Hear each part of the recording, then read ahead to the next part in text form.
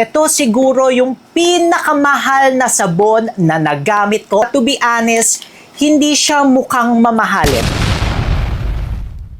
Ano nga ba yung difference niyan doon sa isa pa nila na sabon, which is ito, may mga paganyan doon po itong sake. Yes, Japanese na sake yung iniinom mga kamuka. Tayo sa, ay, oo nga, oh. Wow. O, diba? Pambansang tinipid, Sir Lawrence ang galing. Basta honest, review sa'yo ay sasabihin. Pambansang tinipid, sa kanya ang hihiling. Basta produktong sulit, lahat ay bibiin.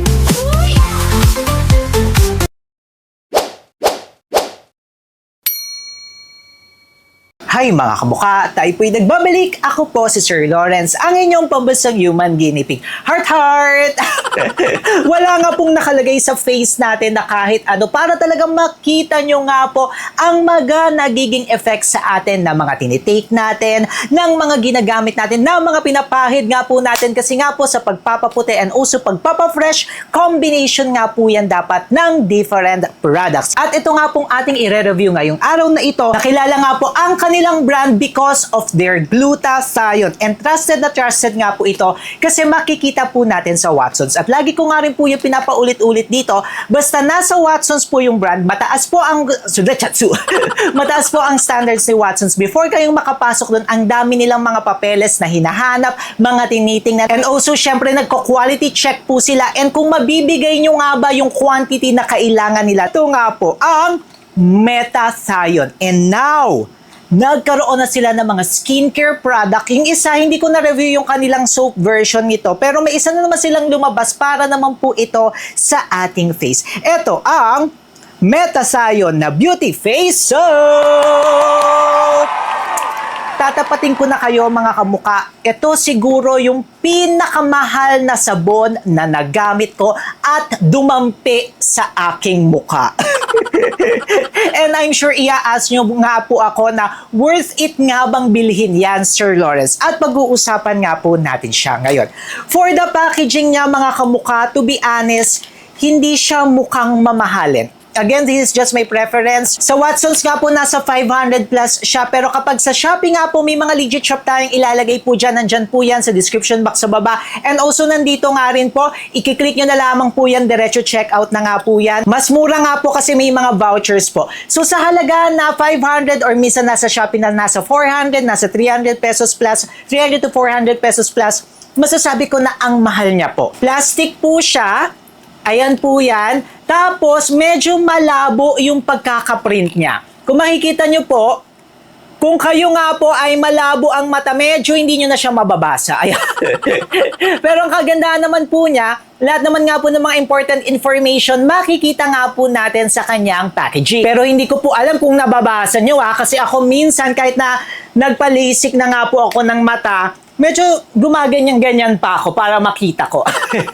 I'm sure i-ask nyo rin, Sir Lawrence, ano nga ba yung difference niyan doon sa isa pa nila na sabon? Which is ito nga po, nauna nga po nilang nilabas dito sa ating market. Okay, uunahan ko na nga po kayo. Yung difference nito from this one, ito po kasi specifically for entire face nga lang po natin. Better po siya if gagamitin po natin sa ating face, while ito naman nga pong isa ay ginawa naman or finormulate naman nga po yan para po sa ating body. Though, yung iba ginagamit ito sa kanilang body, pero ito na nga po, naglabas na talaga sila ng specific formula nila or soap nila para nga po sa ating face. So again, ito po para sa ating body. Kung gusto nyo rin bumili niyan, meron po tayong ilalagay niyan. And then this one naman po is para po sa ating face. Dahil sobrang mahal niya nga po, at sana minamahal din ako. Wow! At sana minamahal, may gano'n.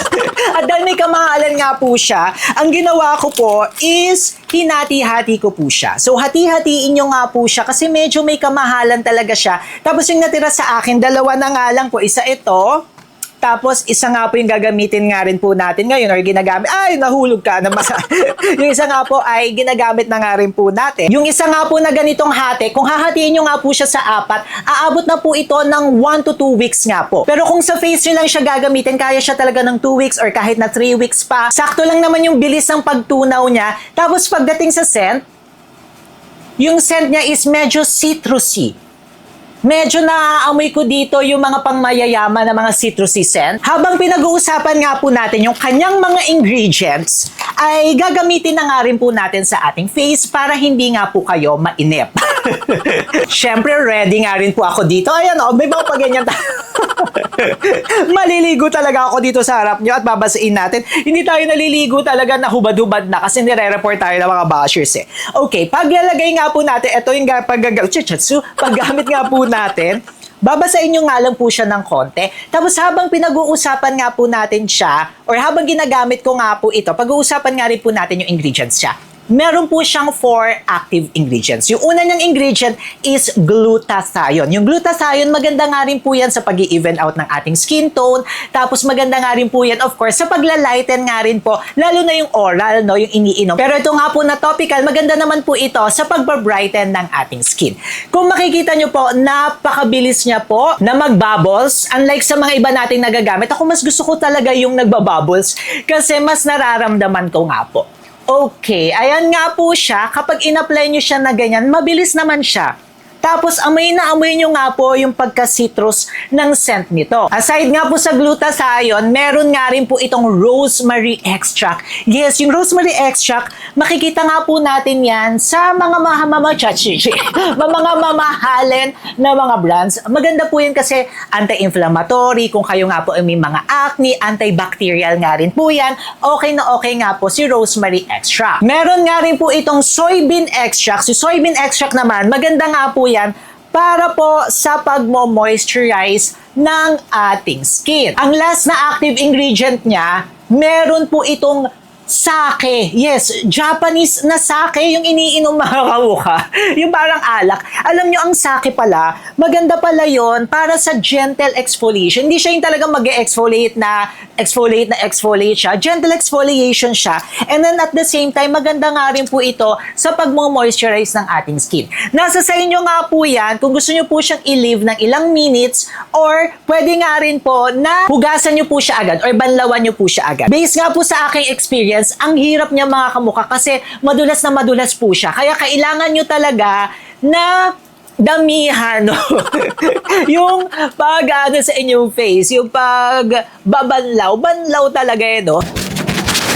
Okay. Opak! Ayan siya. Wala pong nakalagay sa atin. Pero medyo ang nararamdaman ko sa kanya mga kamukha, no, hindi siya yung banat na banat, pero ramdam talaga natin yung linis na linis. Ganun yung feeling niya. So sa may mga dry skin, medyo yan yung pag-iingatan nyo ng konti. Huwag nyo dadamihan at huwag nyo tatagalan na masyado kasi lalo pong magda-dry ang inyong skin. And then ang isa pa sa na-experience ko po sa kanya, kasi nagkaroon nga po ako dito ng breakout, dito or dito, basta dyan, nagkaroon tayo ng breakout dyan. Tapos, nung nilalagay ko nga po siya doon sa area na may pimple natin, medyo may hapdi siya ng konti Yun yung nararamdaman mo talaga. Kaya careful din po tayo. Pero ang kagandahan naman niya, di ba parang ilang araw pa lang, pero hindi nyo na makita. Wow!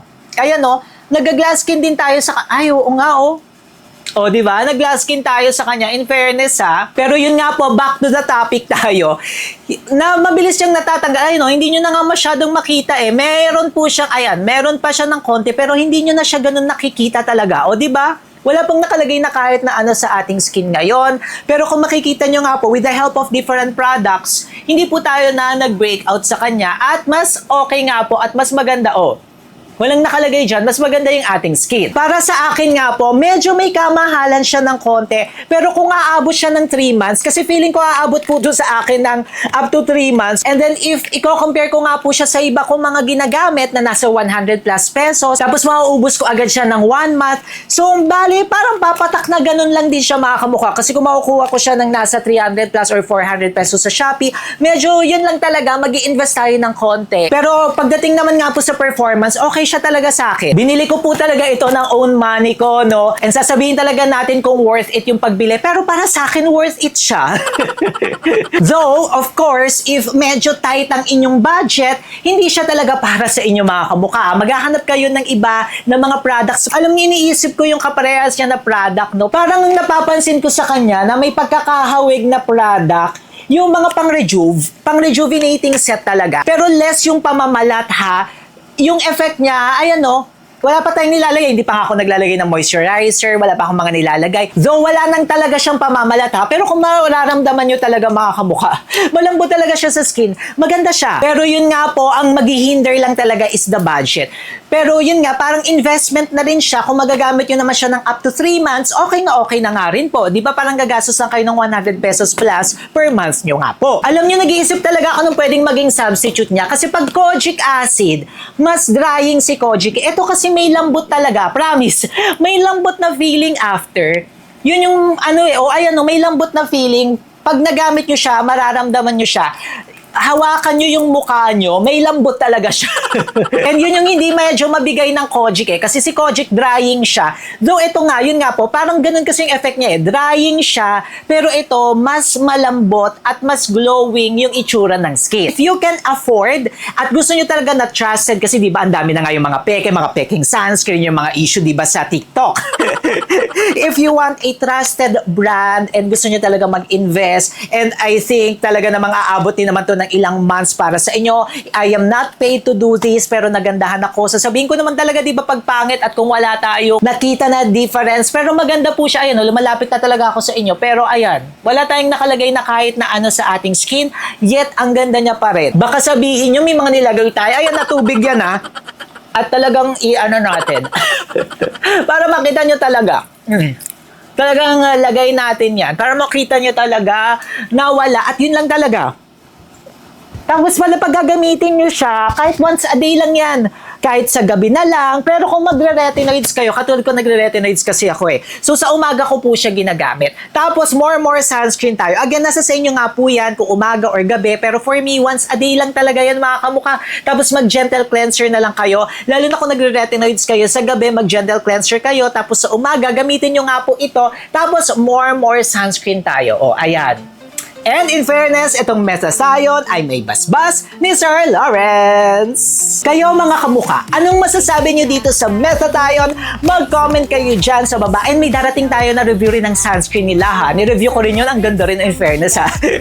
Mag-comment kayo dyan sa baba at magkwentuhan tayo. Siyempre, mag-subscribe na rin kayo kay Sir Lawrence. And kung gusto nyo nga pong mapanood yung iba pa natin mga videos para hindi nyo ako ma-miss, i-click nyo na nga po yan. Mag-subscribe na nga po kayo kay Sir Lawrence. Paano ba yan mga kamukha? Magkita-kita po tayo sa susunod nating video. Click nyo na to para hindi nyo ako ma-miss. Bili ako ulit nito. Bibili talaga ako ulit.